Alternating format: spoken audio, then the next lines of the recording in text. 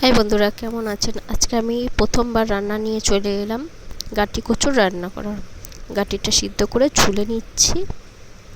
দেখুন ছোলা হয়ে গেছে। এরপরে গ্যাসটা ধরিয়ে আমি কড়াইটা বসিয়ে শুকনো খোলাতে আমি জিরে আর লঙ্কাটা ভেজে নেব ভালো করে। গ্যাসটা ধরিয়ে নিয়েছি, যে শুকনো লঙ্কা একটা দিয়ে নিয়েছি। এবার আমি কিছুটা জিরে, এটা ভাজা হয়ে যাবে একটু লাল লাল করে, তারপরে আমি জিরেটা দেবো, নাহলে একসাথে ভাজলে না লঙ্কাটা ভাজা হয় না। এই যে জিরেটা ভেজে নিচ্ছি শুকনো খোলায়। তারপরে তেল দিয়ে আমি চিংড়ি মাছটা ভালো করে লাল লাল করে ভেজে নেব। গরম হয়ে গেছে তেলটা,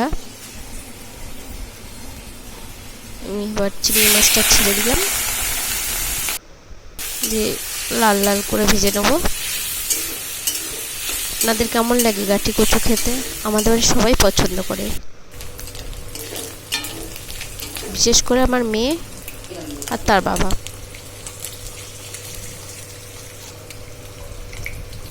লাল লাল করে ভেজে তুলে নিয়েছি চিংড়ি মাছটা। ওই আর তেল দেবো না, ওই তেলেই আমি ফোড়ন দেবো। তেজপাতা, দুটো তেজপাতা ছিঁড়ে নিয়ে দিয়েছি, আর রাঁধুনি। ওর মধ্যে গাটিটা দিয়ে কাঁচা লঙ্কা দিচ্ছি। ওর মধ্যেই আমি গাটিটা দিয়ে নেব, দিয়ে ভালো করে নুন হলুদ দিয়ে আমি এটাকে ভাজবো।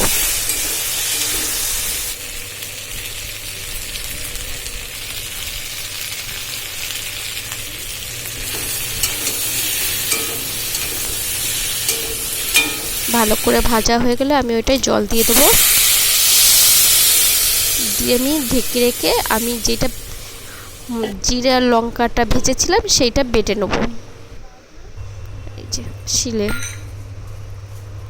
ভাজা মশলাটা লাস্টের দিকে দিলে না খুব স্বাদ হয়। আমি আর কোনো মশলা দিই না, আমি এই জিরে ভাজাটাই দিই। চিংড়ি মাছটা দিয়ে দেবো, দিয়ে কিছুক্ষণ ফুটিয়ে নেব। চিংড়ি মাছগুলো একটু সিদ্ধ হয়ে যাবে, তারপরে এই যে ভাজা মশলা দিয়ে নিচ্ছি, দিয়ে এটাও একটু ফুটিয়ে নেব ভালো করে। হালকা চিনি দিলাম, মিষ্টিটা যেহেতু চিংড়ি মাছ আছে, হালকা একটু মিষ্টি না দিলে ভালো লাগবে না। আর কচু জাতীয় জিনিসে হালকা একটু মিষ্টি দিতে হয়, একদম বেশি নয় কিন্তু, মিষ্টি মিষ্টি নয়। আর এই যে তরকারিটা লাস্ট কেমন লাগছে দেখে কমেন্ট করে জানাবেন।